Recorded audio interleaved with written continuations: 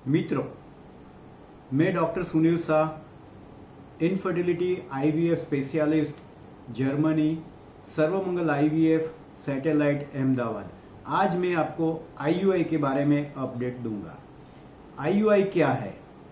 IUI means intra uterine insemination of sperm. मतलब uterus, female partner के uterus के अंदर स्पर्म को इंस्टिल किया जाता है जब ओव्यूलेशन होता है, मतलब जब अंडा बनता है तब अच्छे अच्छे स्पर्म को इंस्टिल किया जाता है, उसको हम आईयूआई बोलते हैं। कब आईयूआई की ट्रीटमेंट की एडवाइस सजेस्ट की जाती है कि जबकि हस्बैंड का जो स्पर्म काउंट है वो लो है, मतलब बहुत ज्यादा लो भी नहीं होना चाहिए, वो 15 मिलियन से ज्यादा होने चाहिए। अगर 15 मिलियन स्पर्म काउंट से 10 मिलियन से स्पर्म काउंट कम है, 2 मिलियन है, 3 मिलियन है, तो आईयूआई में हम नहीं जा सकते। उसके लिए हमें आईवीएफ के लिए जाना होता है।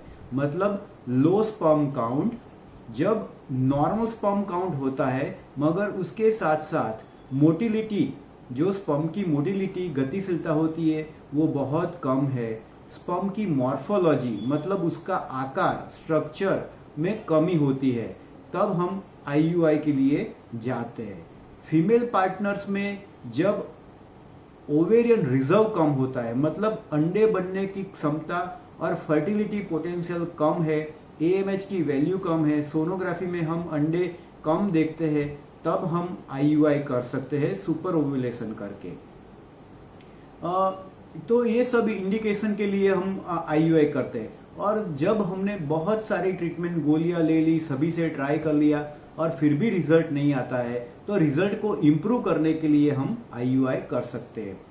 देयर आर सो मेनी, बहुत सारे ज्यादा इंडिकेशंस भी है कि जब हस्बैंड के स्पर्म काउंट बिल्कुल नील है तब हम डोनर स्पर्म का इस्तेमाल करके आईयूआई कर सकते हैं। जब हस्बैंड को बहुत ज्यादा डायबिटीज है और वो लोग सेक्सुअल इंटरकोर्स करने में अक्षम रहते हैं, या फिर कुछ लोगों को पेनिस में किसी प्रकार की तकलीफ होती है और वाइफ को वजाइनिज्म होती है, वाइफ प्रॉपर रिस्पॉन्स नहीं करती है, तो ऐसे संजोगों में भी आईयूआई से प्रेगनेंसी हम रख सकते हैं।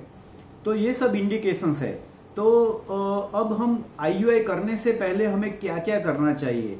तो आईयूआई से करने से पहले सोनोग्राफी प्रॉपरली हो जानी चाहिए, ब्लड रिपोर्ट्स, हार्मोन्स के भी प्रॉपर इन्वेस्टिगेशन होने चाहिए, प्री आईयूआई प्रोफाइल, मतलब हस्बैंड और वाइफ किसी को डायबिटीज, थायराइड नहीं है और किसी के प्रकार का इन्फेक्शन नहीं है, एचआईवी, ऑस्ट्रेलिया एंटीजन, वीडीआरएल और एचसीवी जैसी कोई बीमारी नहीं है, वो हमें चेक कर लेना बहुत आवश्यक होता है।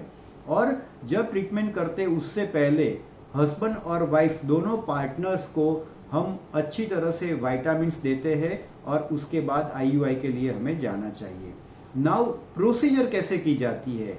तो आईयूआई की प्रोसीजर जो होती है उसके लिए as per the WHO guidelines and as per the many publication, जो वर्ल्ड में ASRM है और वो सब ने ऐसे बताया है कि आईयूआई सुपर ओव्यूलेशन करके ही करना चाहिए और उससे रिजल्ट आने के चांसेस बहुत अच्छे होता है।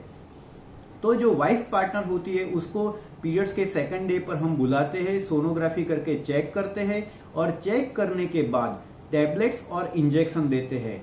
और टैबलेट्स और इंजेक्शन देके हम ऐसा ट्राई करते हैं कि 2 से 4 एग्स बड़े हो और मैच्योर हो। तो उसके लिए हम टैबलेट क्लोमिफिन साइट्रेट देते हैं, लेट्रोजोल देते हैं और उसके साथ HMG और FSH का इंजेक्शन अकॉर्डिंग टू दी, जैसे पेशेंट और वाइफ की जो फर्टिलिटी है, एग्स का रिजर्व है, उसके हिसाब से वो डोज नक्की करके हम इंजेक्शन देते हैं। और फिर पीरियड्स के 10वें या 11वें दिन से ओव्यूलेशन स्टडी या फॉलिकुलर स्टडी करते हैं और देखते हैं कि कितने अंडे बने। और वो देखने के बाद जब अंडे करीब 18 से 20 मिलीमीटर के आसपास होते हैं, कभी कभी हम 22 मिलीमीटर, 23 मिलीमीटर तक भी इंतजार करते हैं, क्योंकि उसके साथ साथ यूट्रस के अंदर एंडोमेट्रियम की लाइनिंग भी 7 मिलीमीटर से ज्यादा होनी चाहिए। अगर 9 मिलीमीटर, 10 मिलीमीटर, 11 मिलीमीटर है तो अच्छी बात है, बट मिनिमम लाइनिंग 7 मिलीमीटर होती है तो बहुत अच्छा होता है। तब हम लास्ट में जब अंडा मैच्योर हो जाता है 18 से 22 मिलीमीटर का एक इंजेक्शन आता है, जो इंजेक्शन हमारी लैंग्वेज में HCG का इंजेक्शन बोलते हैं, ट्रिगर बोलते हैं, उससे वो देते हैं। और वो देने से जो एग्स मैच्योर हुए हैं वो एग्स को हम वहां से पेट के अंदर ही रिलीज करवाते हैं। वो इंजेक्शन देते हैं, उसके 36 के 40 घंटे के आसपास ये अंडे रिलीज होते हैं पेट के अंदर। जब ये रिलीज होने का टाइम होता है तभी मेल पार्टनर हस्बैंड को हॉस्पिटल में बुलाया जाता है और वाइफ के साथ, और उनको बोला जाता है कि आपको यहाँ का सुगड़ जो रूम होता है उसके अंदर प्रॉपर जगह पे प्रॉपर कंटेनर के अंदर उनको स्पर्म देना होता है। तो वो स्पर्म हस्बैंड देते हैं, उसको हमारी लेबोरेटरी के अंदर, एंड्रोलॉजी की लेबोरेटरी के अंदर उसको स्पर्म वॉश टेक्निक के द्वारा उसमें से अच्छे स्पर्म को हम आइसोलेट करते हैं और अच्छी तरह से उसको कल्चर मीडिया में उसको हम जैसे बोल सकते हैं कि पावरफुल करते हैं। उसको करके हम जो बेस्ट स्पर्म है, जिसकी गतिशीलता अच्छी है और जो पावरफुल स्पर्म है, उसको हम आइसोलेट करते हैं। और वो आइसोलेट करके एक छोटी सी कैन्यूला होती है और वो कैन्यूला के माध्यम के द्वारा स्त्री पार्टनर को के अंदर, यूट्रस के अंदर ये स्पर्म को हम रख देते हैं। उसके अंदर कोई एनेस्थेसिया की जरूरत नहीं होती है, पेशेंट को भूखे पेट आने की जरूरत नहीं होती है, खाना खाकर ही आ सकते हैं। सिर्फ 2 मिनट की प्रोसीजर के अंदर वो यूट्रस के अंदर हम इंस्टिल कर देते हैं और फिर जो यूट्रस के अंदर से जो स्पर्म्स है जो हमने रखा है ओव्यूलेशन के टाइम पर, वहां पर जाके वो एग्स के साथ फर्टिलाइज होता है। अब हम 2 से 4 अंडे बनाए होते हैं तो कभी कभी ट्विंस होने के चांसेस होते हैं। रेयरली हमने देखा है कि IUI में ट्रिपलेट्स होते हैं, बट इससे 2 से 4 अंडे बनते हैं तो प्रेगनेंसी रहने का चांसेस बहुत बढ़ता है। तो उसका रिजल्ट कैसा है? तो अक्रॉस द वर्ल्ड IUI की प्रोसीजर का जो सक्सेस रेट है वो 15% टू 27% तक होता है। तो जो कपल प्रेगनेंसी नहीं रहती है तो उसमें हम एक साइकिल करते हैं तो 15 से 30% लोगों को, 30 कपल को प्रेगनेंसी रुकती है। सो बहुत अच्छी प्रोसीजर है, उससे प्रेगनेंसी रहने के चांसेस 15 टू 30% बढ़ जाता है। बहुत सारे कपल का क्वेश्चन है कि सर हम कितनी बार IUI कर सकते हैं?